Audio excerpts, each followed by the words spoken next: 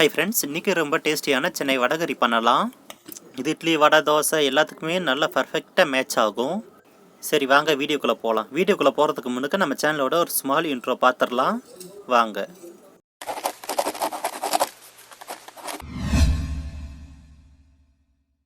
Friends, இதுக்கு நான் 2 tumbler பருப்பு ஊற வச்சு எடுத்துருக்கேன். அடுத்து ஒரு பச்சை மிளகா, அப்புறம் ருசிக்கேற்ற உப்பும் 1 டீஸ்பூன் சோம்பும் எடுத்துருக்கேன். ஓகே, இப்போ இதை மிக்ஸி ஜாரில் போட்டு அரைச்சி எடுத்துக்கலாம். இதோ இந்த மாதிரி அரைச்சிக்கோங்க. எப்படி அரைச்சிக்குன்னு நல்லா பாருங்கள் ஃப்ரெண்ட்ஸ், இந்த மாதிரி. ஓகே, இனி இட்லி பாத்திரத்தில் பருப்பு வடையை போட்டுடலாம். ஃப்ரெண்ட்ஸ், நீங்கள் எண்ணெயில் போட்டு எடுக்கிறனாலும் எடுக்கலாம். ஃப்ரெண்ட்ஸ், பருப்பு வடை சும்மா 70% வெந்தாவே போதும். ஏன்னா குழம்புல நசுக்கி போட போகிற அவ்வளோதான்.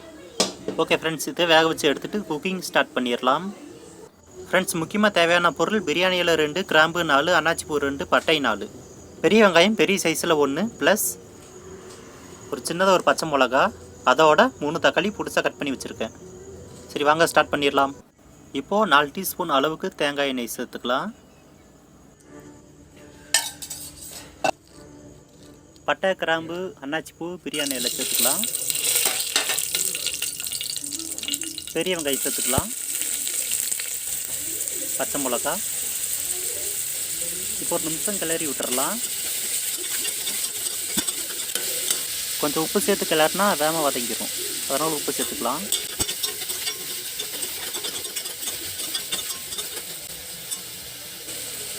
இப்போது தக்காளி சேர்த்துக்கலாம்.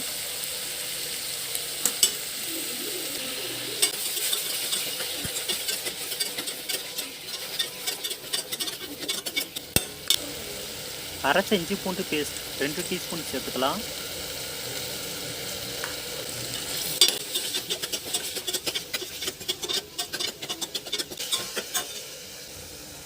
சோம்பு பவுடர் 2 டீஸ்பூன் சேர்த்துக்கலாம்.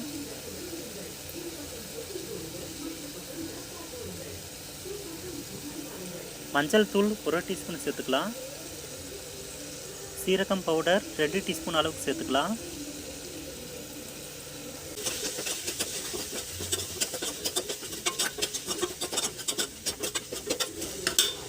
குழம்பு மிளகாய் தூள் 2 டீஸ்பூன் சேர்த்துக்கலாம்.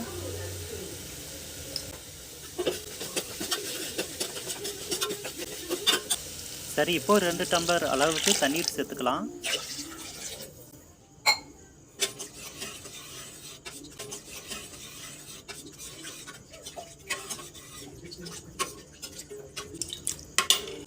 இப்போ கொத்தமல்லி இலை, புதினா இலை சேர்த்துக்கலாம்.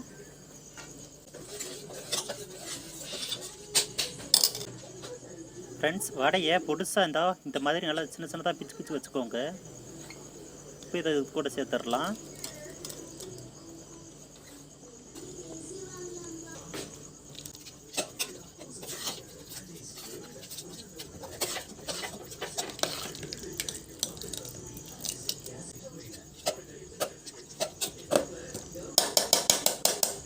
ருசிக்கேற்ற உப்பு சேர்த்துக்கலாம். ஓகே, இனி இதுக்கு எல்லாமே சேர்த்தாச்சு. இனி 2 கிளறி விட்டுக்கிட்டு மூடி எடுத்து மூடிடலாம். ஃப்ரெண்ட்ஸ், இதுக்கு ஒரே ஒரு விசில் தான். விசில் அடித்த பிறகு லேசான தீயில் ஒரு 5 நிமிஷம் வச்சுட்டு அப்படியே இறக்கிடுங்க, அவ்வளோதான். ஓகே ஃப்ரெண்ட்ஸ், தேங்க்ஸ் ஃபார் வாட்சிங்.